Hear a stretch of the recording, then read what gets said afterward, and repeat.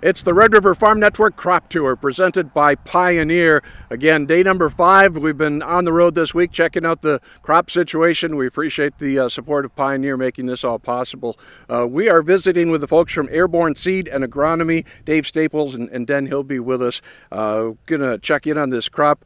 You guys are based in Halstead. We're actually in that Harwood area, right? Yeah, correct. You're down around just north of Fargo, Harwood, North Dakota.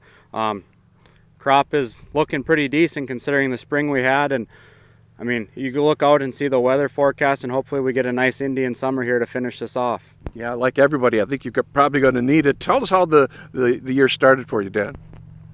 Yeah, the year started off, it looked like it was going to be a pretty decent year, early spring, and then everybody knows what happened there right around that May 1st time frame. It just kept raining.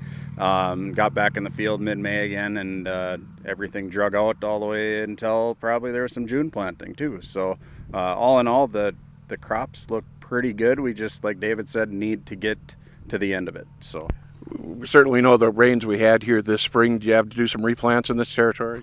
Yeah, we ended up having to replant some corn. Just too much rain. You had this most beautiful seed bed I've ever planted into, and you go ahead and get 12 inches of rain on it, and it just fell apart. And yeah, we ended up replanting some low spots, but that's just what you do this year. Yeah, you're, like I said, you're like one of many in that type of situation. Exactly. Where are we at with the crop right now? What kind of maturity we look at for corn, and where are we sitting?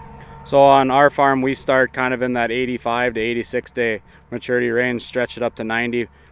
Most years it works. This year we'll see if we pay the price. So you hope for the best, but we just need that, like I said, that long summer, long September. So yeah. What about on soybeans? Where are we at with that crop? Soybeans are looking pretty good, actually. We sprayed a ton of aphids this year. Yeah, everything seems to be up to that R6 stage, so it's looking pretty good up in the Halstead area.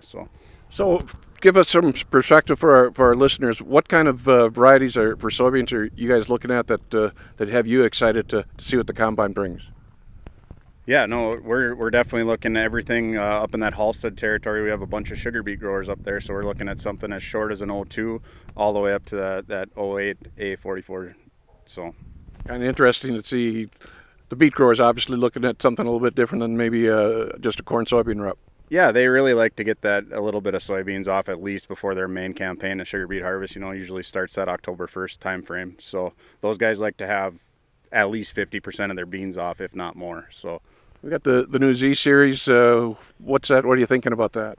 I think the new Z series is really going to push Pioneer to the next level on the soybeans. I mean, you look at that, and they've grown their enlist. I mean, the enlist acres are only going to continue to grow, and to have a cutting-edge Z series soybean coming with the enlist changeover, and none of us know what's going to happen with the dicamba label next year. So I think the growth in the Z series is going to be even bigger than maybe some even think. How about corn? Any particular hybrids that you're looking at for 2025? Oh man, up in that Halstead area, we'll be all the way down to probably an 80-day, maybe a 78-day variety, and all the way up to you might see some 91-day up there. So the 82-288, I think, is one that we will push pretty hard in our area, and I think it'll do very well in our area. So it's always interesting to learn about the history, the agencies, and such. Tell me about this one. You got kind of go the whole full breadth in this business. Absolutely. So Airborne Custom Spraying was started back in the mid-'80s by Dean Solomon. Dean retired in late 2017 and sold the business to Rob and Rebecca Asleason, and they kept the name Airborne Custom Spraying.